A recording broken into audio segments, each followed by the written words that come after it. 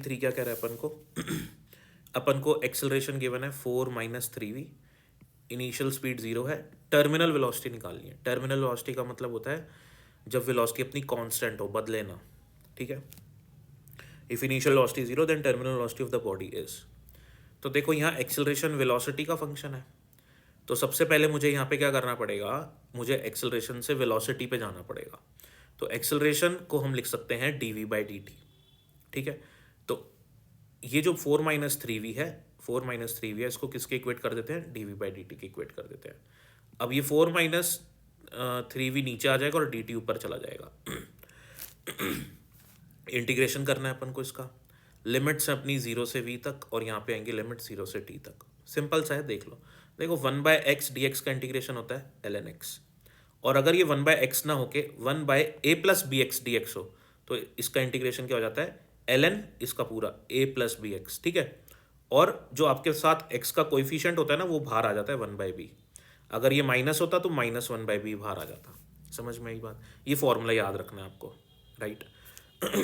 अब ये 4 ये किस फॉर्मेट में? a - bx के फॉर्मेट में। तो इसका इंटीग्रेशन क्या हो जाएगा?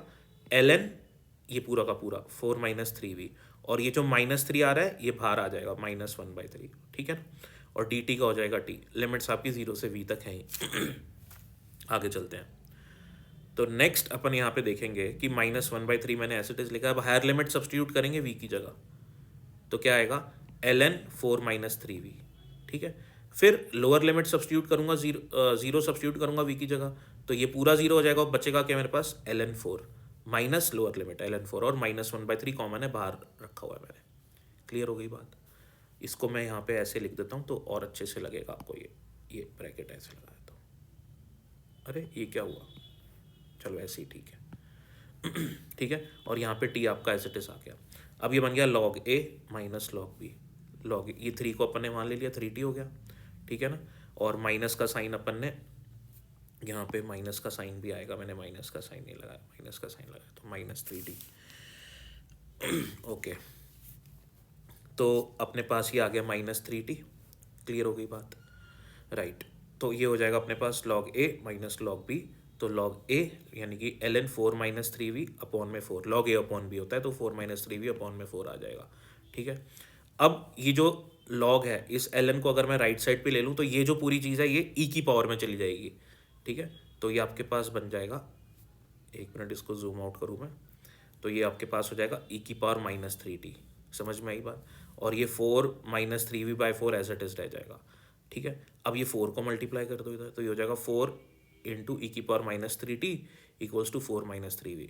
अब इस 4 को भी राइट साइड पे ले लो, है ना। 4 को राइट साइड पे लिया और पूरी इक्वेशन को माइनस से मल्टीप्लाई कर दिया, तो ये माइनस था, ये प्लस हो जाएगा, ये भी माइनस था, ये भी प्लस हो जाएगा, ये प्लस था, ये माइनस हो गया। तो अपन ने पूरी 4 को राइट पे लेके पूरी इक्वेशन को माइनस से मल्टीप्लाई करा, तो ये अपने पास आ गया, ठीक है। अब नेक्स्ट स्टेप पे आ जाते हैं।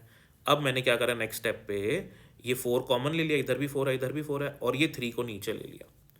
तो 4 बाहर ले लिया और यहाँ से v के साथ जो 3 था उसको नीचे ले गया, तो इक्वेशन हो जाएगी v = 4/3 1 - e⁻³ -3t।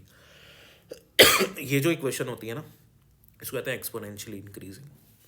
तो इसका ग्राफ ऐसे बनता है कुछ। ऐसी इक्वेशन अगर आपने 12th पढ़ रखी है या आप 12th में पढ़ेंगे तो वहाँ आप देखेंगे कि कैपेसिटर की जो चार्जिंग होती है ना, वो भी ऐसी होती है, 1 - e⁻³ t/τ, ठीक है। तो वो भी एक्सपोनेंशियल इंक्रीजिंग होती है।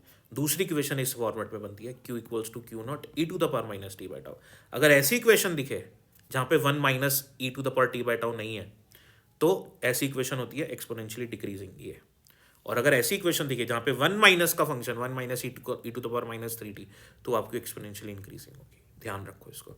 अब एक्सपोनेंशियली ऐसे इंक्रीज होती जाएगी, तो यहाँ पे इन्फानाइट टाइम पे आपके पास पीक वैल्यू आती है। इन्फानाइट टाइम पे आपके पास पीक वैल्यू आती है। ऐसे ही कैपेसिटर में भी होता है। अगर आपने पढ़ा है तो बहुत अच्छी बात है, नहीं तो आप पढ़ेंगे, दोनों चीज़ों को लिंक करोगे ना तो याद रहेगा। अरे सर ने कैपेसिटर में पढ़ाया था, तो लिंक करके पढ़ोगे ना तो याद रहता है। तो कहाँ कैपेसिटर, कहाँ 1D मोशन, यही तो मैजिक है फिजिक्स का।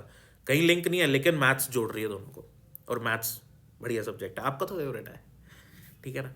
तो खैर, इन्फानाइट टाइम पे क्या होगा, अपने पास मैक्सिमम वैल्यू आएगी, ठीक है। तो at time T equals to infinity, तो ये टाइम की जगह मैं इन्फिनिटी डाल दूँ तो ये पूरा का पूरा अपना कैंसिल हो जाएगा, ये पूरा का पूरा जीरो हो जाएगा, कैंसिल हो जाएगा अपना। ठीक है, पास बचने वाला क्या है, अपने पास सिर्फ ये बचेगा 4/3 और यहाँ पे 1 बचेगा। तो जो पीक वैल्यू होगी वही अपनी कांस्टेंट वैल्यू है, वही अपनी टर्मिनल वेलोसिटी है और वही 4/3 के बराबर है। तो ये हो गया अपना आंसर।